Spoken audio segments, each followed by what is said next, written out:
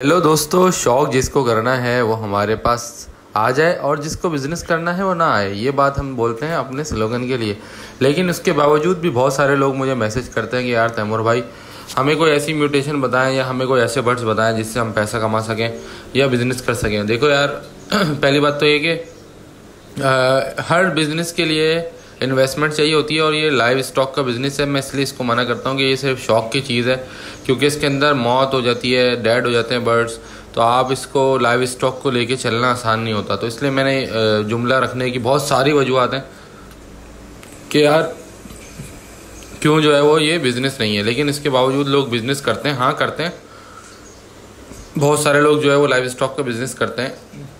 और live stock में हर वो जानदार परिंदा आ जाता है या जानवर आ जाता है जिसको ये लोग सेल आउट करके बिज़नेस कर रहे होते हैं। तो चलो यार, आज जो लोग बिज़नेस करना चाहते हैं और इसी शौक के अंदर रहते हुए, तो मैं उनको थोड़ा सा गाइड करूंगा कि बिज़नेस करने का क्या तरीक़ेकार है, कैसे बड़े बड़े ब्रीडर्स बनते हैं, क्या तरीक़ेकार होता है, किस तरह से इसमें पैसा कमाया जा सकता है और एक्स्ट्रा एक्स्ट्रा सारे सवालों के जवाब आज की वीडियो में दे दूंगा इंशाल्लाह ताला। जिन लोगों ने चैनल को लाइक सब्सक्राइब नहीं किया वो चैनल को लाइक सब्सक्राइब करें, बेल आइकन को दबाएं ताकि जो भी मैं वीडियो डालूँ वो आपको मिलती रहे। अच्छा देखो भाई बात यह है कि सारी बात है पैसे की। पैसे का चक्कर है बाबू भैया, पैसे का। इसलिए पैसे का चक्कर है भाई क्योंकि जब आप कोई चीज़ बिज़नेस के लिए नियत से ख़रीदते हो आपको उसमें पैसा इन्वेस्ट करना पड़ता है, ठीक है। अच्छा, पैसा इन्वेस्ट करने के लिए तरीक़ेकार समझ लो। अगर आपको अच्छा बड़ा ब्रीडर बनना है और बहुत पैसा कमाना चाहते हो आप बर्डजीज की फील्ड में रहते हुए या और किसी बर्ड की फील्ड में रहते हुए, तो पहले तो आपको ये जानना होगा कि उस फील्ड के अंदर जाइंट कौन है। जाइंट से मतलब है कि उस फील्ड के जो बड़े बड़े ब्रीडर्स हैं, नामवर ब्रीडर्स हैं, वो कौन है, क्या उनके सेटअप्स कैसे हैं, वो लोग कैसे पैसा कमा रहे हैं। तो मैं आपको A to Z समझाने की कोशिश करूँगा कि आप लोगों ने करना क्या है। जैसे लेट्स सपोज कि अगर आपने सेलेक्ट करना है पहले तो आपके किस फील्ड में आप जाना चाह रहे हो। कुछ लोग होते हैं स्पेसिफिक बर्ड की ब्रीडिंग कराते हैं। जैसे अगर कोई बर्डजीज का शौकीन है, एक बड़ा ब्रीडर है बर्डजीज का, तो वो सिर्फ बर्डजीज ब्रीड कराना चाहता है और बर्डजीज में बहुत हाई म्यूटेशन रख के उससे पैसा कमाना चाहता है। अब जैसे किसी भी बड़े ब्रीडर का मैं नाम नहीं ले रहा वरना लोग बोलते हैं यार कि फिर मेरा नाम नहीं लिया। लेट्स सपोज एक ब्रीडर है तैमूर, ठीक है। वो एक बहुत बड़ा रेम्बो का बर्डजीज का ब्रीडर है, ठीक है। अज्यूम कर लेते हैं अभी, ये मतलब मैं एग्जाम्पल के लिए अपना ही नाम ले रहा हूँ ताकि कोई और माइंड ना करे। तो अब तैमूर साहब एक बड़े ब्रीडर हैं। आपने देखा यार कि तैमूर साहब के पास किस तरह का सेटअप लगा हुआ है, उनकी क्या सेटिंग है, उनके पास कौन से बर्ड्स रखे हुए हैं और वो सेल आउट कैसे करते हैं, मार्केटिंग कैसे करते हैं, और इसके अलावा वो उनकी ऐसी क्या सेटिंग है जो उनका बर्ड बिक जाता है और सेल आउट हो जाता है। तो ये सारी चीज़ें आपको लर्न करना पड़ेंगी किसी भी बड़े ब्रीडर के साथ रह करके या उसकी वीडियोस देख करके या उसके सेटअप पे विजिट करके। आप विजिट करने का तरीकाकार ये भी हो सकता है कि यार आप एक आध पेयर उसी बड़े ब्रीडर से लेने के लिए जाओ, आप उससे दोस्ती बनाओ, आप उसके साथ रहो, उठो बैठो और देखो कि यार उसके पास क्या क्या है, कैसे वो रन कर रहा है अपने बिजनेस को, कैसे चला रहा है। उसके साथ उसको बिरयानी खिलाओ, उसका नाश्ता कराओ, सारी चीज़ें करो उसके साथ और उससे दोस्ती बनाने की कोशिश करो और उसके बाद उसके टेक्निक्स को लर्न करो कि वो किस तरह से अर्निंग करता है। अब मैं एक मिसाल के तौर पे एक बड़ा ब्रीडर है, उसका नाम मैंने ले दिया तैमूर, ठीक है। अब मैंने देखा यार उनके पास मैं गया, मैंने देखा यार उनके पास ज़्यादातर जो है ना वो एग्जीबिशंस के पेयर लगे हुए हैं। अज्यूम करो कि हम बर्डजीज की बात कर रहे हैं अभी। तो मैं उनके घर गया, मैंने देखा यार तैमूर भाई के पास जो है वो सारे के सारे एग्जीबिशन के पेयर लगे हुए हैं और वो भी बहुत बड़े बड़े साइज़ के। मैंने पूछा तैमूर भाई यार ये एग्जीबिशन का पेयर कितने का? उन्होंने कहा भाई ये तो 10 लाख रुपए का पेयर है। मैंने कहा ओह अच्छा, 10 लाख रुपए का पेयर है। तो तैमूर भाई इसमें अगर मैं आपसे पेयर लूँ तो मुझे कितने का पड़ेगा? आपने सेटिंग बनाई कोई एक आध पेयर लेने की, तो उन्होंने कहा यार तुम इतना महंगा नहीं ले सकते, तुम ये ले लो वो ले लो। लेकिन इस बहाने से आपने उनका सेटअप जाके देख लिया कि किस तरह से वर्किंग हो रही है। अच्छा, सेटअप देखने के लिए आपने ये देखना है कि उनका एनवायरनमेंट कैसा है, उन्होंने ह्यूमिडिटी मीटर लगाए हुए हैं, उन्होंने AC लगाया हुआ है, उन्होंने क्या क्या किया हुआ है। जैसे आप जो 10 लाख रुपये का पेयर रखते हैं ना एग्जीबिशन में, ये जो आपको मैं साइड में रेम्बो दिखा रहा हूँ और उसके दूसरी वाली साइड में मैं एग्जीबिशन दिखा रहा हूँ, ये टॉप क्वालिटी के एग्जीबिशन होते हैं। इनके बहुत बड़े बड़े मुँह हैं, ये तकरीबन 30-30 लाख 35-35 लाख के भी पेयर होते हैं। अब क्योंकि मैंने एग्जीबिशन रखे हुए नहीं है तो इसलिए मैं इस पर कोई कमेंट नहीं कर रहा, लेकिन रियल में इनकी ये वैल्यूज़ होती है और क्यों होती है वो बताता हूँ।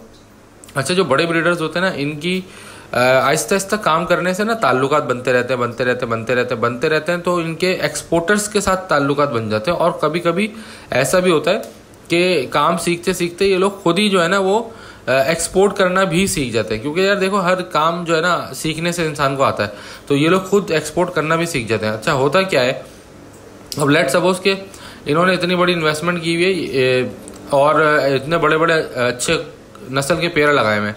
जाहिर है ये पेयर इन्होंने पाकिस्तान में तो बनाए नहीं होंगे, या तो अगर पाकिस्तान में बनाए भी हैं तो मिसाल के तौर पे किसी बाहर के ब्रीडर को देख के बनाए।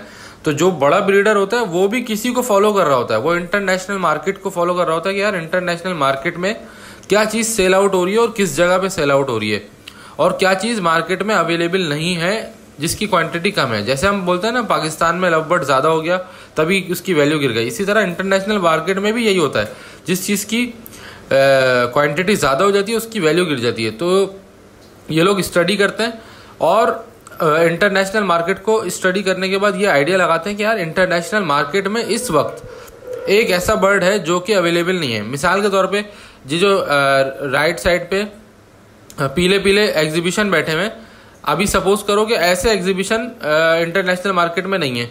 अब ये अगर 30 लाख का पेयर है तो जो बड़ा ब्रीडर होता है वो क्या करता है, वो इस तरह का एक पेयर किसी बड़े ब्रीडर से इंटरनेशनल मार्केट में जो होता है उससे ले लेता है, उससे एक पेयर 2 पेयर इस तरह से ले लेता है, या 4 मादियाँ ले लेता है, एक नर ले लेता है, 5 मादियाँ ले लेता है, एक नर ले लेता है, और उनको मंगा करके, जाहिर है इतने महंगे बर्ड्स मंगाता है, इन्वेस्ट करता है, उनको मंगा करके अपने पास ब्रीड कराता है।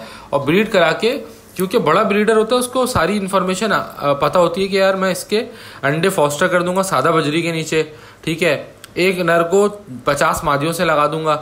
इस तरह करके वो बड़ा ब्रीडर क्या करता है, इन 3 4 5 पीसीस से मल्टीपल ब्रीड करा के सादा बजरियों के नीचे अंडे रख के 1 साल के अंदर 5 से वो 50 कर लेता है, ठीक है।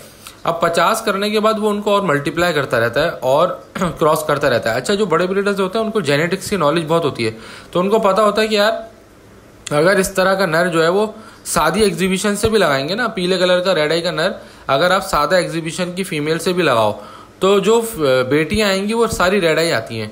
अब अगर आपने 5 मेल मंगा लिए और उनको अपने यहाँ पाकिस्तान में जो बड़ी बड़ी साइज की फीमेल एग्जीबिशंस हैं उनसे लगा दिया, तो जो बेटियां आएंगी वो सारी की सारी रेड आइज में एग्जीबिशन आ जाएंगी, तो आपका आधा काम तो यहाँ से भी बन गया। तो जेनेटिक्स की इन्फॉर्मेशन उनको बहुत ज़्यादा होती है, तो वो जेनेटिक्स की नॉलेज रखने की वजह से उनको मंगाकर और उसको क्रॉस करवाते हैं ऐसी ब्रीड से जिससे रिजल्ट यही वाले बर्ड आए जो महंगे वाले बर्ड हैं।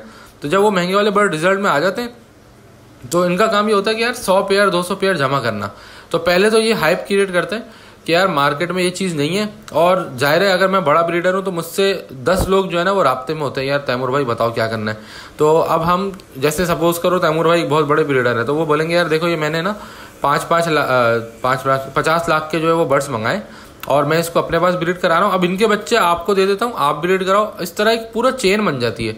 तो सपोज करो कि तैमूर भाई ने 5 बर्ड मंगाए, उनसे बच्चे हुए, उनके बच्चे 10 लोगों ने खरीद लिए। जाहिर है अब हर कोई चाहता है कि यार हम भी कमा लें, तो वो 10 लोगों ने खरीद लिए, वो 10 भी बड़े ब्रीडर थे। अब ये 10 लोग मिल करके एक ऐसे बर्ड की ब्रीड करा रहे हैं जो कि इंटरनेशनल मार्केट में हाई डिमांडिंग है, सही है। सपोज करो कि यही वाला बर्ड है जो पीला वाला मैंगो रेड आई में दिखा रहा हूँ। अब 10 लोगों ने मिलकर ब्रीड कराई एक सीजन में और 100 पेयर जनरेट कर लिया, 100 पेयर जमा कर लिया इस क्वालिटी का। अब जिस बंदे ने ये मंगाए थे उसके ज़ाहिर है इम्पोर्ट कराने वाले के ताल्लुकात ऐसे होते हैं इंटरनेशनल मार्केट में कि वो एक्सपोर्ट करना भी जानता है। तो उसने क्या करा कि फेसबुक पे या कहीं से भी एक ऐसा कस्टमर ढूंढा या ताल्लुकात की बुनियाद पे ऐसा कस्टमर ढूंढा अंग्रेज़ जो कि बाहर ये चीज़ तलाश कर रहा था। उसने उनसे रब्ता करा और या एक्सपोर्टर ने उनसे रब्ता करा और उन्होंने बोला भाई हमारे पास ये वाली क्वालिटी के 100 पेयर मौजूद हैं। उसने बोला वीडियो भेजो, वीडियो भेजी, उसने बोला ठीक है।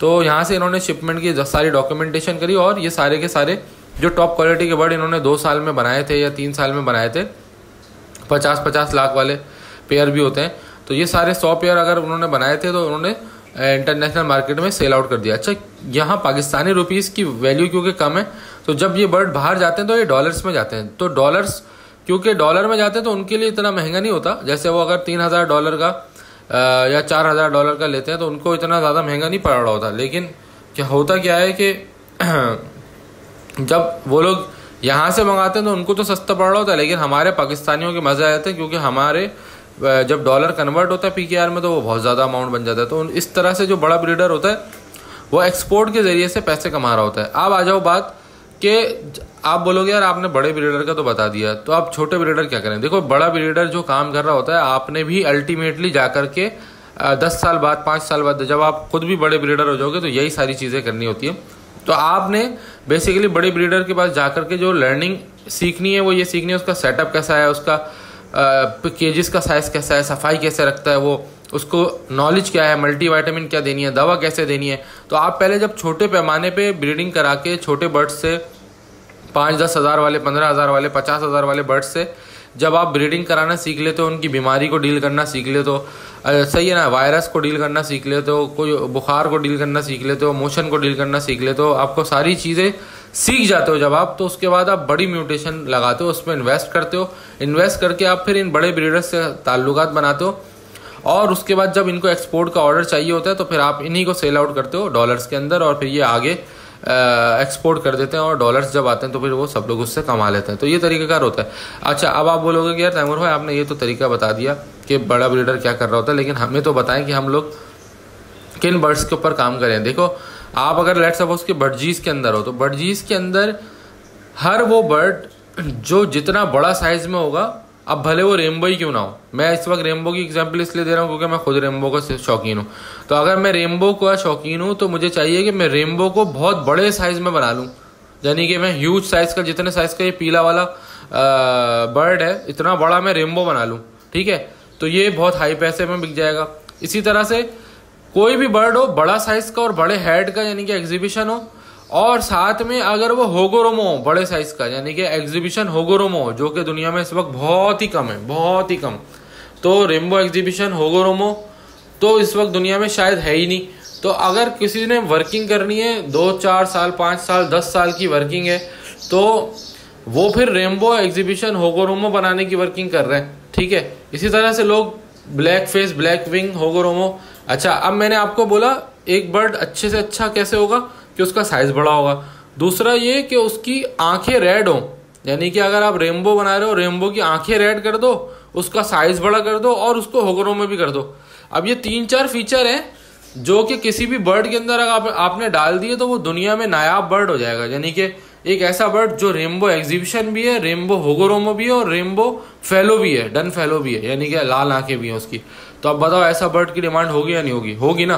तो हर बर्ड को आप जब भी सोचो तो इसमें पैसा कमाने का तरीकेकार यही है कि आप उस बर्ड को बहुत बड़े साइज का बनाना सीखो, बहुत मतलब हेड उसका बड़ा करना सीखो, उसके अंदर रेनबो है अगर वो, तो उसके अंदर रेड आइज डालना सीखो, और इसी तरह उसके होगोरोमो बनाना सीखो अच्छी पेटल क्वालिटी का। अब आपको मैंने रेनबो की एग्जांपल दी, अब इसको किसी भी बर्डजीज के अंदर लगा लो, ठीक है, या किसी और, जैसे अगर फिंच रखी हुई किसी ने, तो फिंच के अंदर भी यही होगा कि वो उसको ह्यूज एग्जीबिशन साइज की फिंच बनाए, ठीक है, जो दुनिया में इस वक्त बहुत मुश्किल से पैदा हो रही हो, ठीक है, वो बनाए।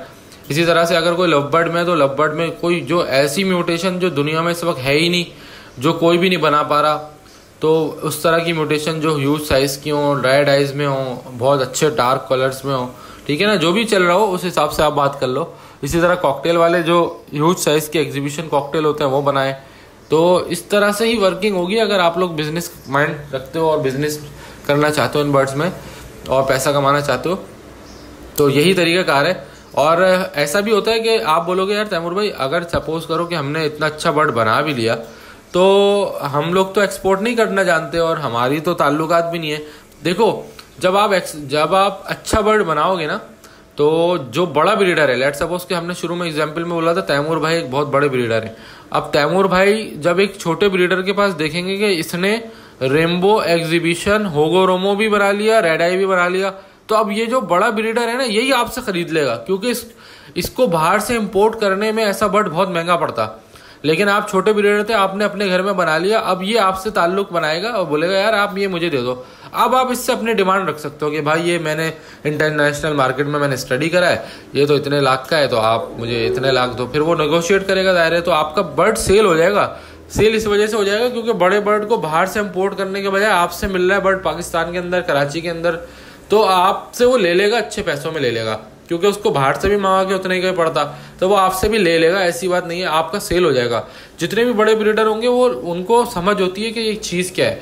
जैसे अगर आपने एग्जाम्पल के तौर पे बता रहा हूँ कि रेनबो एग्जीबिशन और रेनबो होगरोमो और रेड आइस में बना लिया, तो मैं आपको लिख के दे रहा हूँ कि कराची में या पाकिस्तान में ही कोई ना कोई इसको ले लेगा, क्योंकि सबको पता है कि यार ये बर्ड मतलब वर्ल्ड के अंदर अभी तक एग्जिस्ट नहीं करता, तो ये पाकिस्तान में अगर बन गया तो इसकी कीमत बहुत हाई है और वाकई में ले लो इसको, ये काम का बर्ड है। तो इस तरह होता है कि अगर आप छोटे ब्रीडर भी हो, लेकिन आप बड़े ब्रीडर को देख के, उसकी डिमांड को देख के आप ऐसा बर्ड बना लो कि वो बड़ा ब्रीडर भी आपके पीछे आएगा, बोलेगा यार मुझे दे दो, मुझे दे दो। तो आप लोगों ने इस तरह से वर्किंग करनी है कि हर बर्ड का साइज इन्हेंस करना है, हर बर्ड की क्वालिटी देखो, साइज बड़ा करना, फिर उसके बाद क्वालिटी, यानी अगर येलो फेस है तो उसको डार्क गोल्डन फेस बनाना, इसी तरह से अगर वो लाइट से फीके कलरों में तो उसको डार्क करना। तो ये सारे फीचर्स हैं। इसी तरह अगर पेटल क्वालिटी उसकी लो है तो उसकी हाई लंबे लंबे पेटल्स क्वालिटी करना, ठीक है। इसी तरह उसकी रेड आइज बनाना, ये सारे फीचर्स किसी बर्ड में डालने में ना आपको सालों लग जाते हैं, सालों। तो जब आप सालों की मेहनत करते हो तो जाकर के ये आपको रिजल्ट मिलता है। तो लंबी हो जाएगी वीडियो, वरना मेरे पास बहुत कंटेंट है इसके ऊपर बोलने के लिए। तो बताने का मकसद ये है कि यार आप लोग अच्छा काम करोगे, अच्छे बर्ड्स प्रोड्यूस करोगे, तो आपका तजुर्बा भले एक्सपोर्ट का ना भी हो तो आपका पाकिस्तान के अंदर ही बर्ड सेल आउट हो जाएगा। तो इंशाल्लाह ताला आप लोगों के लिए मज़ीद मालूमाती वीडियो बनाता रहूँगा। अगर वीडियो पसंद आई तो चैनल को लाइक सब्सक्राइब जरूर करिएगा और बेल आइकन को ज़रूर दबाइएगा, ताकि जो भी मैं वीडियो डालूँ मिलते हैं अगली वीडियो में। तब तक के लिए अल्लाह हाफिज़, गुड बाय, अल्लाह पामान।